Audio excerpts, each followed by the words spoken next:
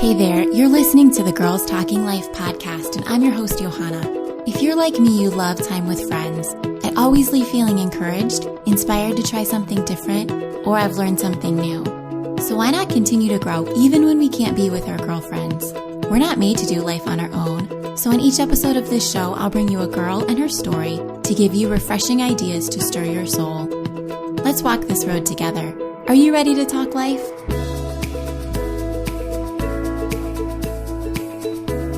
Welcome to the show. If this is your first time listening, I am so glad you're here. If you've been listening for a while now, welcome back. If you like what you're hearing on Girls Talking Life, please be sure to subscribe wherever you get your podcasts. A new episode is released every other Monday, and I don't want you to miss a thing. You may have heard me talk about the Girls Talking Life conversation cards. You may have even gotten the free download to print and cut at home. Well, I'm so excited to tell you that these cards are now available in the Girls Talking Life shop. They are professionally printed matte cards with a cotton bag for storage. They have curated questions and prompts that help you take your conversations to the next level. Go take a look for yourself at girlstalkinglife.com/shop. What is your family's culture? Do you know you have one, whether you've thought about it or not? Kimberly Amici joins me today to begin our series on parenting and family culture. She and I talk about what family culture is and how to go about defining it for your family. Kimberly says when you have a culture in your home where you've identified your values and you know what you want to be known for, it helps you make decisions. Prevent decision fatigue by having a plan in place where you've decided ahead of time. Kimberly has fantastic encouragement for young moms who are in the trenches and for mamas of older kids who might think it's too late to be intentional with the direction your family is headed. Even if you're not a mom, there is something for you here. Kimberly Amici is known for her creativity, strong faith, and commitment to living life with purpose and passion. She's an entrepreneur, designer, podcast producer, and family culture coach. She's the founder of Build Your Best Family, which helps people live a life of purpose with the ones they love and become the family they were meant to be through podcasts, courses, and personal coaching. She lives with her husband, Carl, and their 3 teenagers in the New York City suburbs. Here is our conversation. Hey there, Kimberly. Thanks so much for coming on Girls Talking Life. Well, thank you so much for having me. I'm super excited to be here. I know a little bit about what you do. We are in some similar groups and we see each other online. But for my audience, please introduce yourself. Tell us who you are and what you're all about. Yeah, so I am a family culture coach, which just means that I am a life coach who helps families develop the culture in their home. My background is in interior design and architecture, but when I had children, I left the workplace and became a stay-at-home mom. I started writing online. I was writing about all of the aha moments I was having as a mother that God was showing me about myself. As we know, that can be fun. Yes. And yeah, so just like through my experience working with a life coach for myself, trying to identify what it is that's important to me and what I want to write about online, I really just fell so in love with this idea of coaching and doing life and coming alongside people and helping them determine their values and what it is that they want to be known for and how it is that they want to fulfill the calling that God's given them, and paired that with our own sort of, I wouldn't say crisis, but kind of like our own family's aha moment where we decided to pivot because we weren't living life on purpose.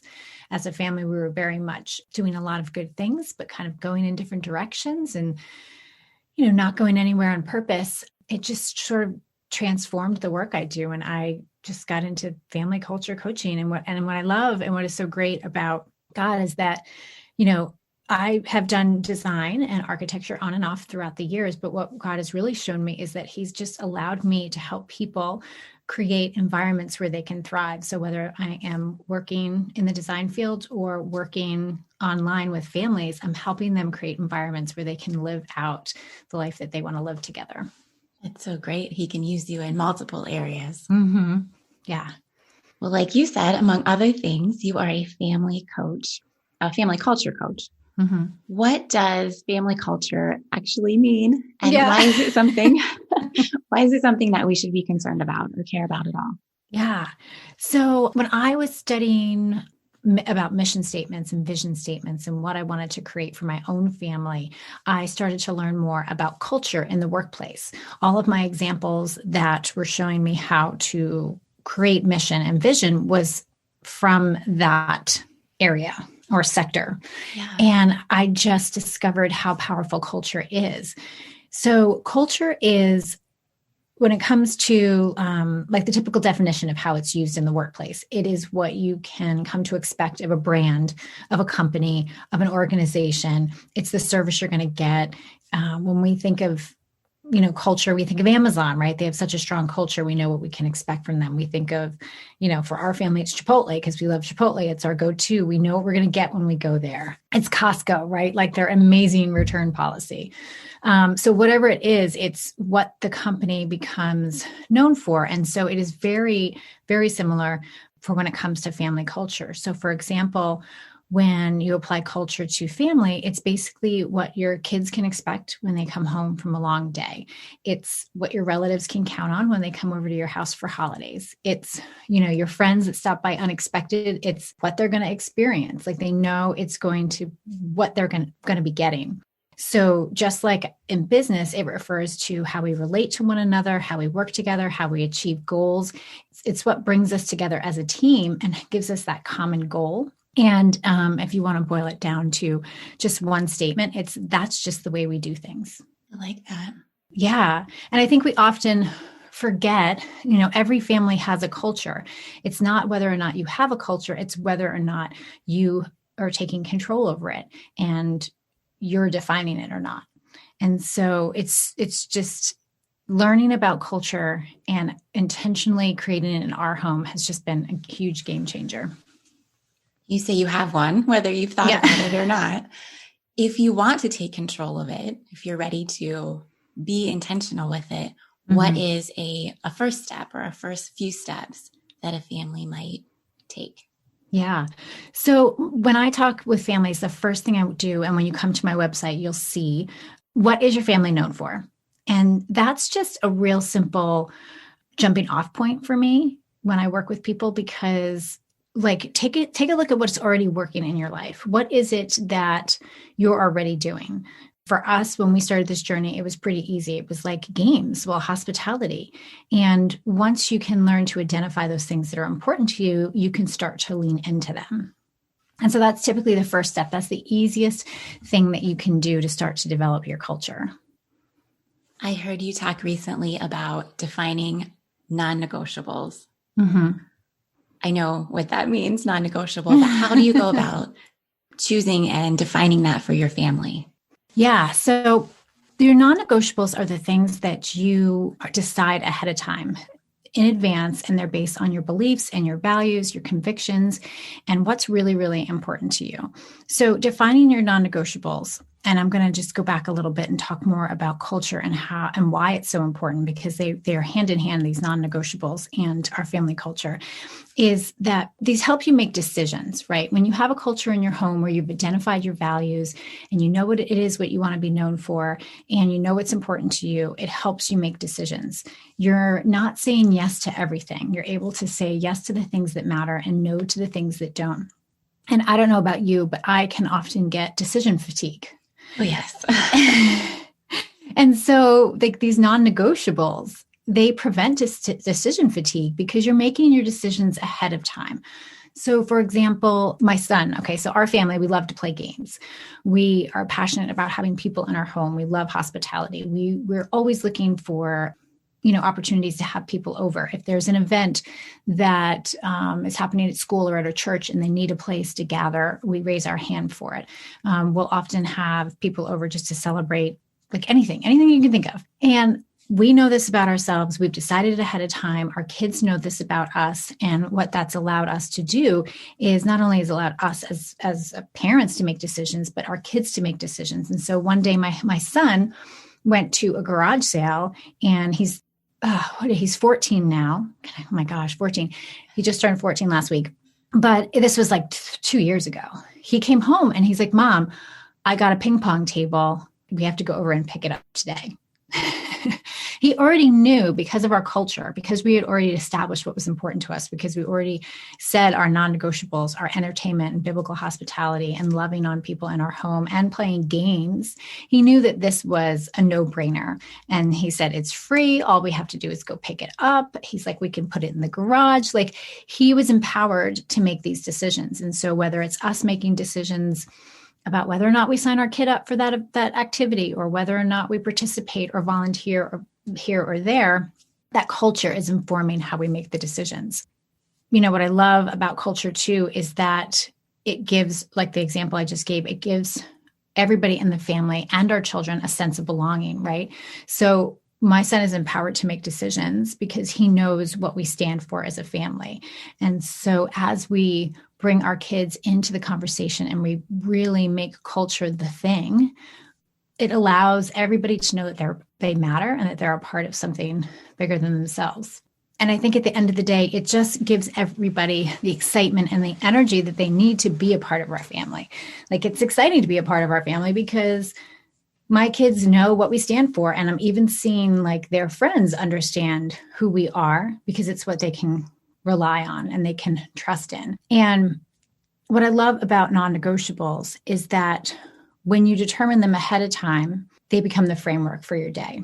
So when I first started working with a life coach, one of the things that she asked me was, what are the 5 things that, she said, one of your non-negotiables. And I was like, I don't really know what that sounds really fancy. And, Right. You know, I'm a stay-at-home mom. My kids are really young. Like, everything's negotiable. Like, I put out fires every day. And, you know, how she explained it to me. So what are the 5 things that you need to do each day when you put your head on the pillow that you feel good about your day? And I was like, oh my gosh, like, I can't even imagine what a day like that would be. And when I created my list, what I really came up with was a list of things that really bummed me out when I didn't get to them or get them done. And I came up with my list, and what she helped me do was make them a framework. So when I would plan my week, when I would plan my day, I would look and I would make sure those 5 things had a place in my day. I would, you know, sometimes I had to make appointments in my calendar to say, you're going, you know, this is important to you. When are you going to do this? Let's like name it, and then let's get that on the calendar. And so eventually these became routines, and these non-negotiables completely transformed my day and my week. And I started to feel like I had control. I mean, we don't ultimately have control, but control over like what was happening to me and what I was doing and the things that I was working on. And it was fantastic. And for me, what I love to do is help people even take a step back even further and figure out what those monthly non-negotiables are, or weekly and monthly non-negotiables are, because it's those things that are going to start to develop culture. Do you have an example of something that you added as one of your non-negotiables? So like my personal non-negotiables were just, you know, getting up and spending time with God. It was actually having a tidy house. So at the end of the night, just doing a once around and making sure that like shoes were thrown away, water bottles were put in the garbage, that shoes were put back in the mudroom. So just that was important to me because I'm a morning person and I wanted to wake up and just Yes. enjoy my mornings, right? So I think another non-negotiable was for me at the time, and these have since changed a little bit, was to do something creative. I was in a rut and I wasn't doing very much creative work at all. And that could have been organizing or writing or drawing or anything. And so I had to say, this is what I'm going to do. Now it comes more naturally to me because of the work I do. So it's not necessarily something I need to be mindful of, but it is now incorporated into my day. But a great example of a non-negotiable, a weekly non-negotiable for families would be a family meeting, you know, a call to the grandparents. You know, growing up, we had a call every Sunday was when we called my grandparents, right? That helps to shape the culture of your home. A monthly non-negotiable could be, you know, a hike in the park with the kids, or, you know, whatever it is that you love to do as a family that often gets brushed to the side when we get busy. Like, this is important to us. We're going to do it every week. This is important to us. We're going to do it once a month. You know, for us as a family, even in the midst of, you know, being shut down and COVID, is every quarter to just get away for the day as a family, you know, just go and whether it's a long weekend someplace, we've gotten like a Groupon that's like 20 minutes away from our house just so we can go to a hotel with an indoor pool and rent a movie. Like they could be quarterly, it could be yearly, just things that you want to do on a regular basis. Because what happens, and I don't know about you, but there are things that we've said for years we want to do and we haven't done. Yes. And now we're starting to look back and we're going, where did the time go? Definitely. I have a high school senior and I'm like, oh my gosh, remember when this was such a great idea and we were going to do this? Well, we never put it on the calendar. We never made time for it. We didn't make it a non-negotiable. And so we missed out on seasons where it could have been done. I wanted to go back to what you were talking about with your son and the ping pong table. Mm-hmm. I love that he knew. I feel like it's consistency and that he knew what the family culture was. And he knew that, you wouldn't be upset because you're being asked to run and get a ping pong table, or the, addition to your home, that it was a wanted addition because of what is already set up for your family. Yeah. And there's almost like a team spirit. Yeah. Yeah, for sure. And another example that I have is, my kids, they definitely know what our family culture is and what they can go ahead and have permission to do, and it empowers them to make decisions when we're not around, when we're not looking over each other's shoulder. But also what our culture's done is, for example, a couple of years ago, my daughter wanted to have her friends over for a little Christmas party at our house, and they were doing a Secret Santa, and it was a particularly stressful time. I think it was the end of the year. It was Christmas. You're spending money on all this stuff. And my husband's like, what are we doing? Like, are we paying for the pizza? Like, who said we were going to have this party? And I was like, babe. And we had already determined that we wanted to be going back to like the ping pong table. We had already determined that we were going to be the house that was open for our kids' friends. Like, we don't want them to ever be a reason why our kids don't feel like they can invite their friends over. And I was like, of course my daughter knew that we would host them, but it was a challenging season. And I said to my husband, I said, well, wait, we've already decided ahead of time that this was important to us. So we've already decided that we would budget extra money for food because we want kids to come to our house. We don't have to make decisions on a case-by-case basis. We can stop, look at our values, and we can say, wait a minute, okay, we said that this is what we were about. So let's be about that. Let's not like backtrack and surprise our kids with a decision because we're just not feeling it right now. And honestly, that afternoon turned to be out to be an extraordinary day for my daughter and her friends because they were dealing with some friendship issues. And I ended up spending about an hour talking to these girls about what to look for in a friend and how to handle a friendship that's not going the way you want it to.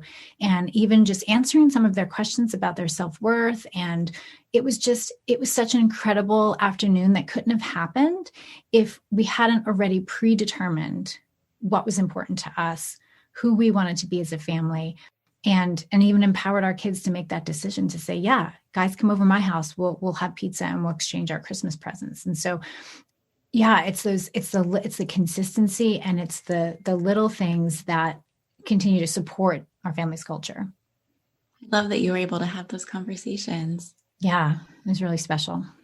I also want to be a house where my daughters feel like they can invite their friends. And something that I've noticed when my daughter has sleepovers, she's 13, they want to make cookies all the time. And for whatever reason, that wasn't part of our family culture. I do not have ingredients for cookies all the time, but now I do because I know that's important to them.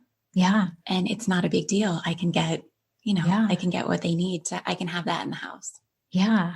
When we first started determining our family culture, we got our kids in on the conversation, and they were around 6, 8, and 10. And, at first I was like, oh, well, let's see how this goes. But they immediately understood the concept of what other families were known for.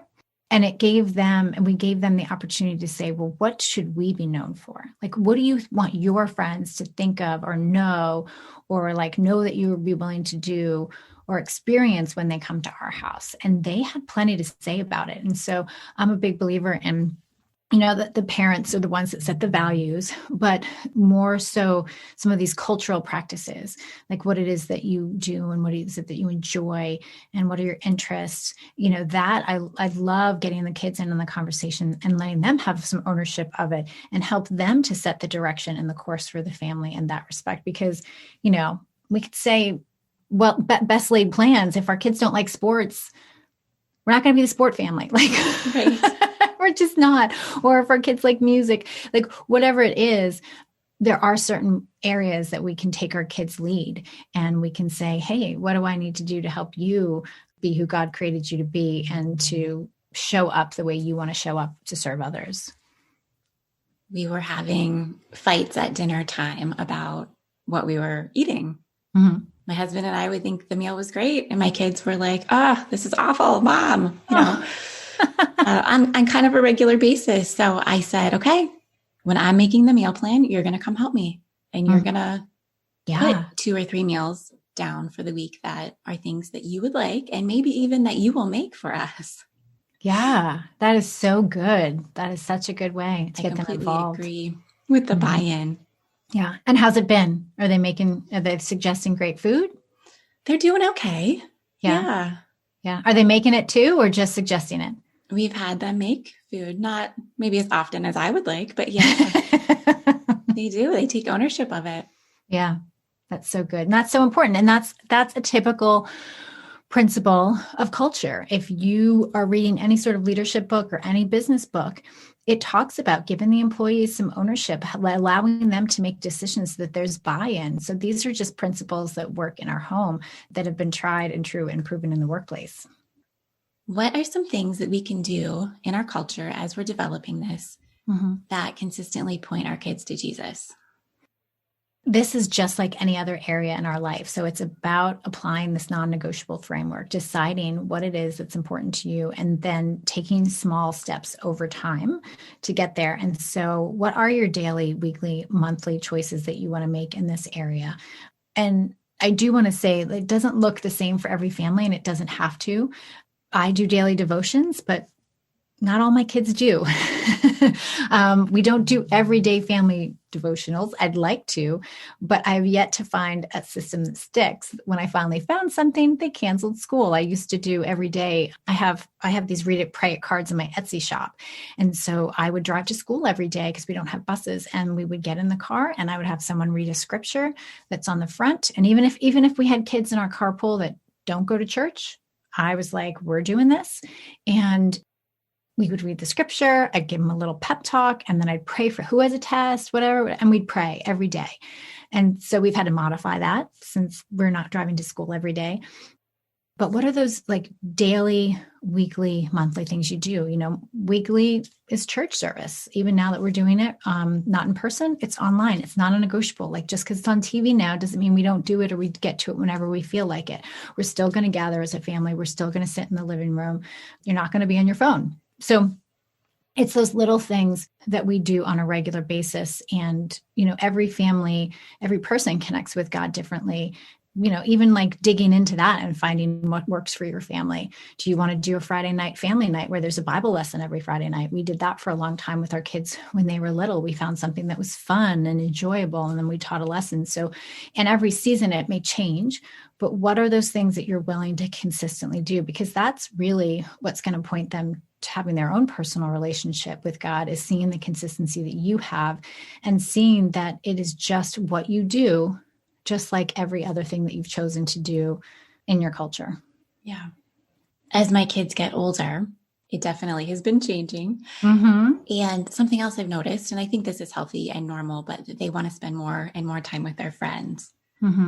I want to continue to have that connection with them. What are some ways as they get older that we can make sure that we're still connected as a family unit? Yeah. So fun happens to be one of our family non-negotiables. I mean, I have a few tips that I'll give you real quick, but I'll tell you a story. We did one of these weekends away where it was just at a local hotel. We were actually going to finish up a family retreat that we had started, just getting feedback from our kids about how we were doing. And they didn't want to go. And I, at one point, let them sort of persuade me, and we're like, oh, maybe we shouldn't do it. And I was like, wait a minute. They don't get a choice. Like, we are going to have fun.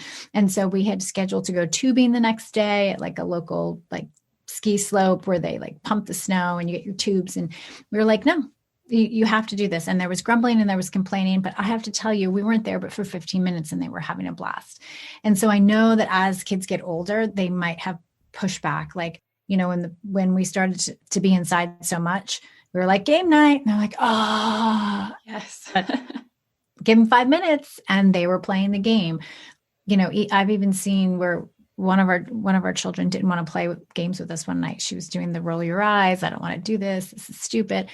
And we were playing the first round and she was like, can I play? Can I play next round? Like, we didn't need to, where in some cases we do say, okay, you have to play. That's the way it goes. In other cases, we read the situation and we're kind of like, well, if you don't want to play with us, that's okay. And the next thing you know, they're playing with us. But I would say, what's worked for us, and I think is really important, is like one-on-one dates. We started this when the kids were younger.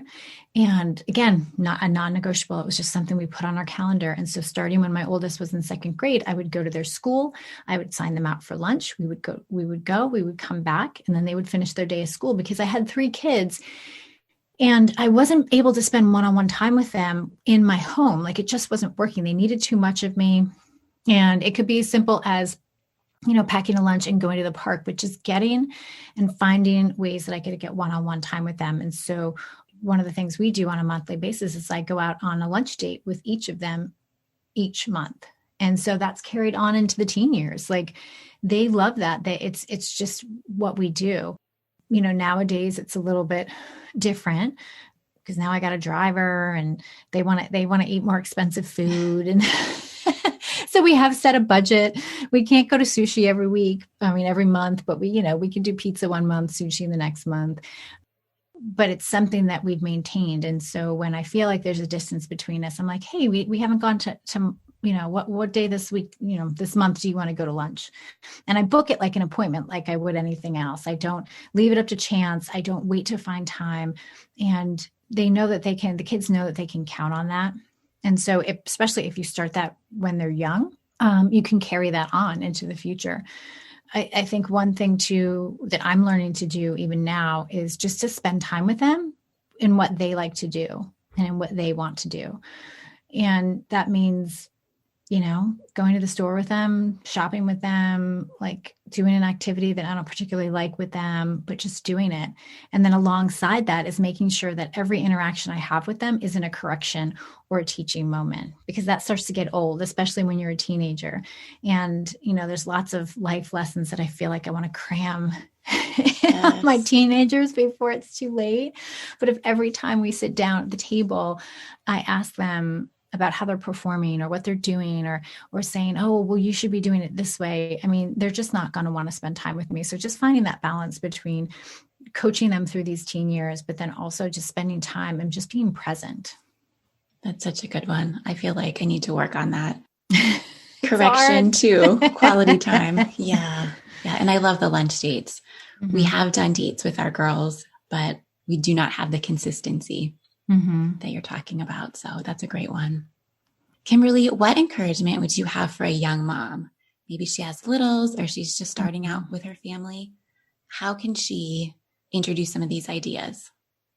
So my one big piece of encouragement would be, you're probably doing better than you think you are. There's lots of things that when I was in the trenches, I was like, oh my gosh, like what the heck am I doing? And I look back and I realized that I was building culture all along. So for me as a young mom, I hated to eat by myself. And my husband would work late because we were near New York City and you just commute. That's what you do. You work long hours, you come home. And so I would sit down when it was time for me to eat and when it was time for them to eat.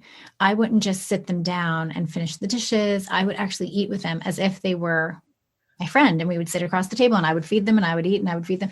And next thing I know, I look back and I can see that their love of food, their love of family time around the dinner table, the importance that we have placed on that time, I can see it. And at the time, I wasn't building culture because, I thought it was important that the kids learn to eat at a table like grownups, and I had to feed them. But I wasn't like, I'm building culture. was simply doing what meant a lot to me and what I needed to do in that season. And I stuck at it.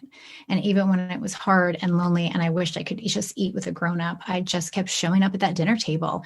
And now, I mean, one of the best compliments I ever got when they were young was, oh my gosh, going out to the restaurant with them is like eating with an adult, and now it's like food has become a very central part of who we are. When we travel, we look for the best food, that like restaurants that speak to the area that we're visiting. Like it's become a thing. And like I said, it's not because I had it all figured out. It was because I chose to do something consistent that was important to me. And so moms of little, you can just pick a few things that matter to you. It could be getting outdoors every day. It could be eating around the table. It could be even as simple as going in every night and having a set of encouragement and blessing that you speak over your kids as you put them to bed. What is it that you can do every day? And it doesn't have to be every day, because I know that's extremely difficult.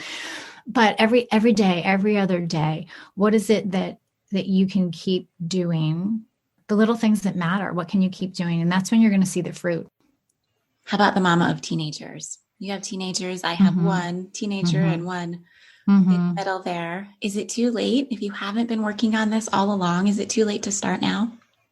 No, I don't think it's ever too late to start now. There are things that I'm looking back and going, oh, I wish I had have done that. And, you just start where you are and you just start doing the things. For me, I think my biggest struggle as a mom of teens is I keep waiting for them to give me permission to do some of the things I want to do with them and wanting to get buy-in from them. And what I realized, especially during our time with so much time together, is if I take the lead, they'll follow. I think of some of the activities, some of the things I've wanted to do with them, like reading. Reading is one of my big things. Like I know they're not going to be reading all of these amazing Christian books that are written for teens. So I will say, okay, guys, you're not going to watch The Bachelor until we read a chapter of this book. I want to read through this book one chapter a week. Like, put some boundaries in place, but also just go for it. I mean, it can be simple as the way I want to interact with them, just taking the initiative to make sure we're scheduling those lunch dates. I finally bought this cross stitch video because I was like, I want to do this and you guys can do this with me. If you want to watch your shows or to go where you want to go or do what you want to do, we're going to do this first. Like, it's okay to do non-tech things, So just taking the lead, I think, has been really, really good. And then again, just going back to what I said earlier, I think if you can establish the trust and spend time with them without correcting them and constantly being on top of them or what they should be doing, I think that gives you a lot of equity in the relationship and just allowing them to be themselves and just being a student of who they are has been really helpful too. Thank you. I love hearing about this. I feel like there's some things that we do well, but it's always good to think through what you do and what you want to do that you're not doing so we can be more intentional. Yeah. What I ask all my guests is for their favorite 5. So, Kimberly, what are 5 things that you are wearing or watching or eating right now that are your favorites? So I kind of goes back to the teen thing is we are loving binge watching television together. It's been a really good, like something for us to talk about with my children is the latest show we are watching. So right now we are binging Alias. Oh. So I watched this back in the day and I loved it. And I'm not a big fan of watching things over, but I'm loving it again. So that is one thing that we are loving. I would say I'm loving just music, like having music on in the background. I really have forgotten how it can set the tone for our home and how it can change the atmosphere. And I'm really loving, just putting Pandora on or Spotify, other people's playlists, because I'm not good at making music playlists, but listening to music. I am loving my Hydro Flask. So for Christmas, with New Year coming up, I knew that I wanted to drink more water. And so I have one of these like 32 ounce and I've always been like, I never wanted to buy into the latest trends. And I know that that was a big trend for a while. So I've got a Hydro Flask and I will fill it up with ice and water and I will just carry it around with me every day. And if I can drink through 2 of them, like I've met my goal. That's and great. It's super duper exciting. A book I'm loving is right now I'm reading Becoming Elizabeth Elliot. So I knew nothing about her, but she was a missionary in South America, and she lost her husband to a tribe that they were trying to reach with their Christian faith. And instead of leaving when her husband was killed, she stayed and she became a missionary to those people. And it is an out of the box books for me. I don't typically like to read biographies, not because I don't want to, I just tend to pick up other things. And her story has been fascinating and just perspective shifting in, what she was willing to do for the gospel and to spread Jesus's love, and like what I'm complaining about is just, it's just, there's some humility that's coming out of that reading that book. And let me see, one last thing that I'm loving these days. Oh, you know what? My essential oils. I don't sell essential oils. Don't worry. I'm not going to sell anybody. But I've been making some incredible soaps, and I've been making hand sprays, and just, again, it goes back to like creating that atmosphere in my home and just having the scents going on in the background and just sort of having a little bit of routine around them where my senses are coming alive, and has just been kind of fun and wonderful and kind of fun to mix new recipes. And I've been enjoying that. I love those too, but again, with the consistency, I don't think to do it on a daily basis, but when I do, I really enjoy it. I know. Well, this has been such a fun talk. I'm really excited about what you do, and how about you tell us, what are all the services that you offer, and then where can people find you? Okay, so I do coaching, one-on-one coaching. I take people through the Build Your Best Family course, which is we identify your values, your practices. We talk about the language that you're going to use in your family's culture, and then we help you create a family manifesto, which is just a big declaration to the world about what it is that your family's about. I have a podcast, and that is called Build Your Best Family. That's a weekly podcast where I interview just leaders. I interview authors in the Christian space, but also leaders and people doing things in the business space and how we can apply those things to family. I'm on Instagram as Kimberly Amici and Build Your Best Family. And I also write at KimberlyAmici.com. And so I have Build Your Best Family, which is all culture, and KimberlyAmici.com is where I kind of get into other topics, fun things to do with kids, how to incorporate faith with your children, and kind of everything else goes there. All right, perfect. Well, thank you so much. I have enjoyed this conversation. Thanks for coming on. Yeah, thank you so much for having me.